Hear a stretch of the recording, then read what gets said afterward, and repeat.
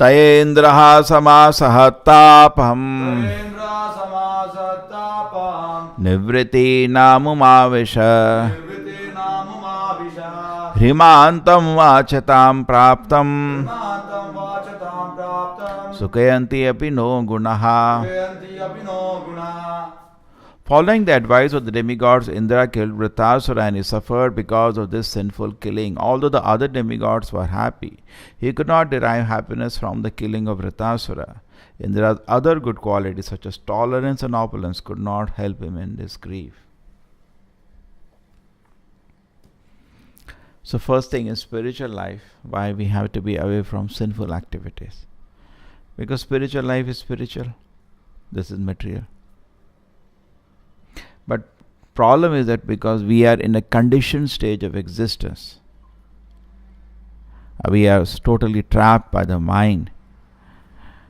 It's difficult to disidentify with the body itself for us. Actually more difficult to disidentify with the mind, almost impossible. Whatever we are thinking, I am deciding. Nothing to do with the soul, it's the mind.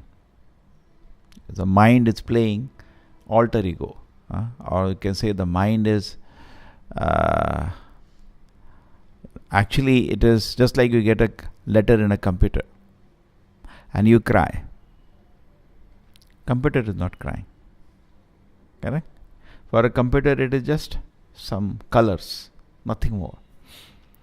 But we identify with the computer, so we get affected. So similarly we identify with the mind. Take another example, just like we are seeing a cinema.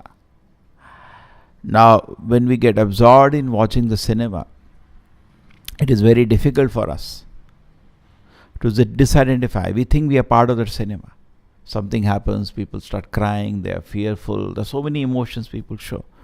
But actually it is just some colors, no? So mind is nothing more than a screen, cinema screen. But we identify with the mind.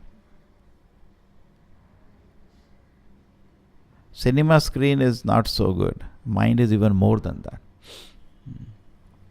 Full of thoughts, full of desires. That's the mind. And then there are thinking, there are feeling, there are willing in the mind. Cinema screen doesn't have thinking, feeling and willing.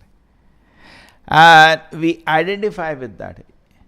We identify with the mind. There are some thoughts in the mind, I am desiring that. We keep identifying. So because of the identification, just like there is some scratch in the hand, and because of the identification I feel pain. Actually there is no pain for the soul. Soul has no pain. But because there is a pain in the body, we identify with that. I am feeling pain, as if my hand is cut. Actually nothing has happened. Just like suppose somebody is driving a car. You scratch his car by mistake, you hit it. He becomes very upset, as if you hit him. But sometimes he forgets that actually nothing happened to him. Only car is a scratch. So much identification. Prabhupada used to joke. Sometimes people say, hey, rickshaw, aage aaja. What rickshaw, aage aaja? He is not rickshaw, he is the driver. But the identification is so strong. The same way our identification is very strong with the body and very, very strong with the mind. So unless the mind is kept in a pure position where it is calm, it is not possible to advance spiritually. Therefore sinful activities are not to be done. Another thing is that the sinful activities will agitate the mind.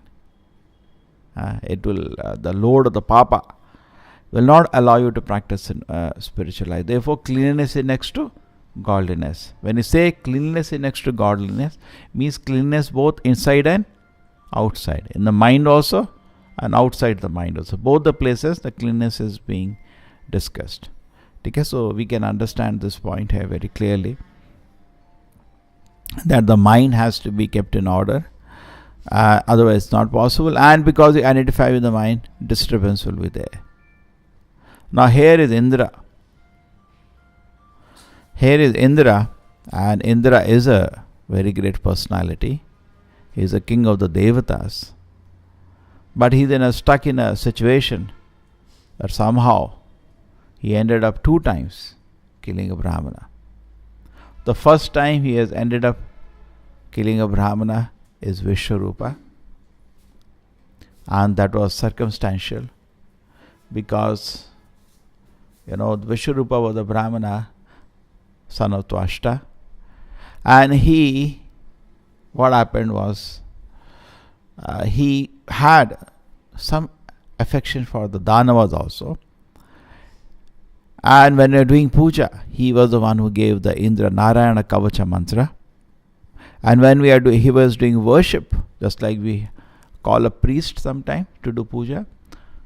But these are all ordinary priests, more or less good for nothing.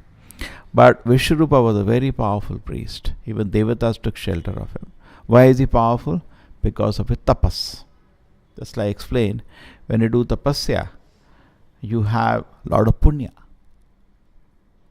Just like now, your friend comes and says, let us go for a movie.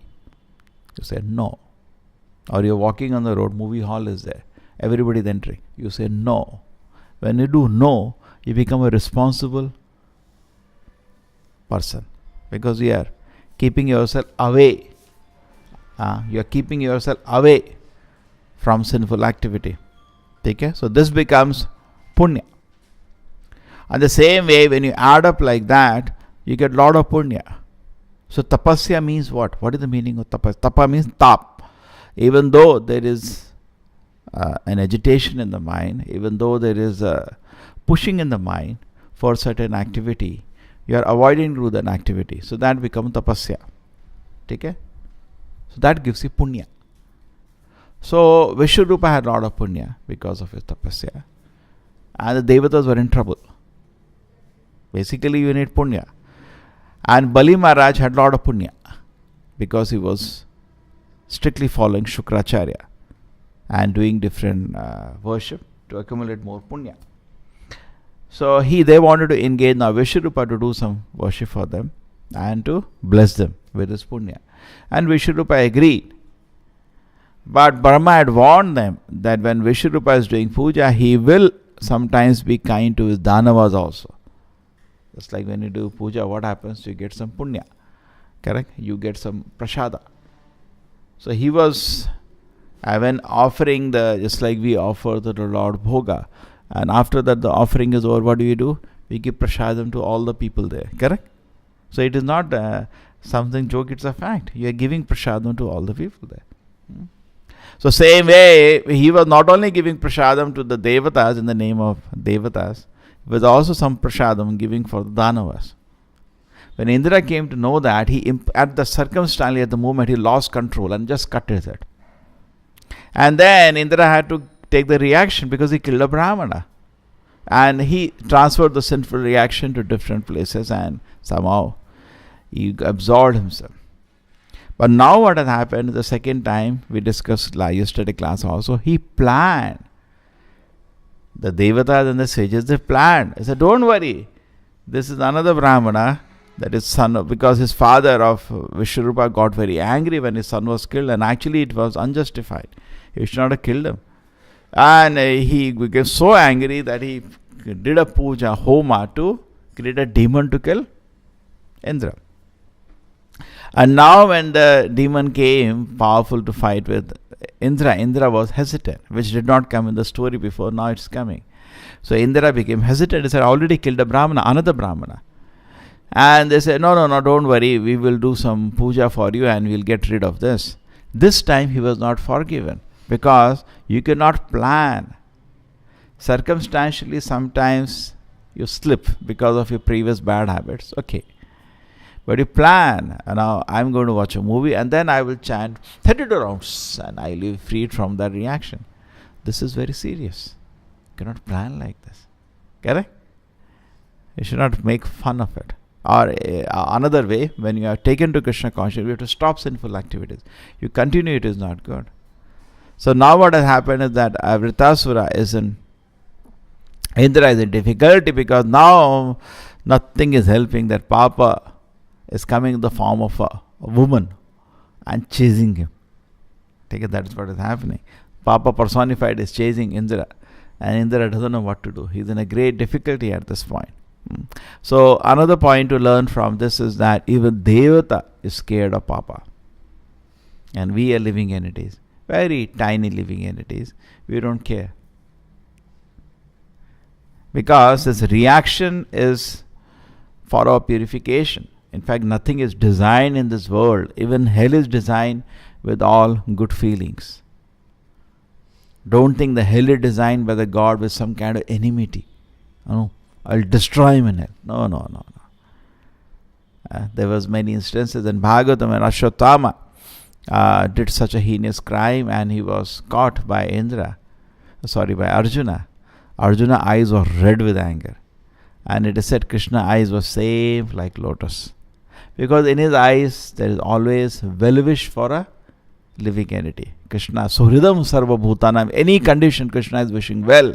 But sometimes he has to take the living entity to a very difficult condition. Sometimes he has to train him what to do. Just like there was one person called Romaharshana Suta. When Lord Balarama visited Naimisharanya, at that time everybody got up. And this Romaharshana Suta was giving class. He was sitting on the class. Balaram has come. So Balaram noticed everything, and he is Antaryami, he can understand everything. He could understand that he is so proud. The Lord has come. Bhagavatam means, what are we doing now? We are glorifying the Lord. Our Lord himself has come. Are you not paying respects to him? This is unusual. So he was very upset. And he said that our descent has been to people who externally pose themselves very pure and internally are not pure. This cannot be tolerated. This is cheating. Okay. And Balaram came, just took a straw. Straw means just a ghas ka tinka, and tuck, killed him. And this that Lord can do without any weapon, just with the blade of grass killed him, Kushagra. And then all the sages there was very upset. And they requested Balaram, what has happened? What has happened? What have you done? We had given him blessing to a long life, good health, so that he can narrate. Romaharshana Suta had heard Puranas from Vedavyasa. He is the disciple of Vedavyasa. So Balaram said, what do you want me to do? Give him life back? And any other thing, I can do that. I'll give him life back. No. If you have done it, there is a reason. That's also fine. But see, you're playing the role of a Kshatriya. Papa has happened now. From you killed a sage. So you have to do prayashita for it. So tell me what prayashita you want. I said two things. One great demon comes to disturb us. No, three things. Yeah, first Balaram proposed, okay, anyway, you don't want you to undo this? This is fine, you know. Okay, bring his son. That is the Suta Goswami. So bring his son, make him sit here. And I transferred whatever you have given blessing to him. And I also bless him for. That's why he spoke the Bhagavatam very nicely. He was blessed by Balaram. And he said, okay, there is a demon which comes to disturb. They said one demon disturbs. Okay, I'll kill him. So next day he killed. Okay, anything else I should do? For 1 year you should go to all the holy places. As a given example as a Kshatriya, that your activities should be atoned. So Balaram went to all the holy places and then came back after 1 year. And I was reading very careful, proper rites. When he come this time, everybody was standing. Nobody was sitting this time because very dangerous. Everybody was standing when Balaram came. And so even Balaram, you see, even though he is the Supreme Personality of God, had to set an example. He did prayashita for that. And Indra also. So therefore, don't think Papa Punya is a small thing. It is very serious. And we should do sincere prayashita. In Krishna consciousness, we do not need to do any prayashita other than the process of Krishna consciousness. If you are not having Krishna consciousness, prayashita is different. Then the prayashita will be, you do this, you fast for a few days, you do this. But in Krishna consciousness, that itself is a potent process. Prayashita is basically to purify you so that you do not do the same activity again. At least you get a lesson. You understand? So somebody does a crime, is put into the jail. What is the purpose of putting him into the jail? What is the purpose? So that he reforms himself. He has sincere, Prabhupada says there should be sincere tears or repentance when you do a sinful activity. Sincere tears or repentance and penance to come out of it. Krishna consciousness itself do it. Just like we see Parikshit Maharaj, when he just put a small dead snake on the neck of that sage, how much already the prayashita has started for him. And his real prayashita was not the snake bite. His real prayashita was the Bhagavatam hearing, which not only uplifted him from the small crime he committed, gave him Bhagavad Dham. So not that because we got a powerful process of prayashita is not that we misuse. That's what Indra was planning to misuse. We will chant the holy names after you kill this Virtasura. We will do some Ashwamedha Yagna after you kill the Virtasura, and you'll be freed. It will not act then. Okay? But anyway, we should never stop chanting the holy name of the Lord, because there is nothing behind it. If chanting the holy name of the Lord is the last thing, it can purify us from any kind of sinful reaction. So that we should not lose shelter of that. Incessantly chant the holy name of the Lord. It is said that any other offense committed can be saved by chanting the holy name of the Lord. But if you do offenses in chanting the holy name, there is nothing to save except chanting. Just like when I am chanting Hare Krishna, but at the same time I did some sinful activity. So by chanting holy name, it can be purified. At the same time, suppose you are doing offense and chanting the holy name of the Lord, some vibration, then it is very difficult to be saved, because there is nothing else which can save. This is the last mercy of the Lord. Only thing can be continuously keep chanting. So the holy name itself pardons you from the offense you have done. You understand? There is nothing else you can do to be saved from the offense chanting the holy name of the Lord. One thing we do, we chant the mantra of Shri Krishna Chaitanya Prabhu Nityananda Shri Advaita Gadadhara Shivasadi Gaur Bhaktavinda. We take mercy of Lord Chaitanya, so that in case there are some offenses in chanting the holy name of the Lord, He pardons us. Srila Prabhupada ki, Srimad Bhagavatam ki.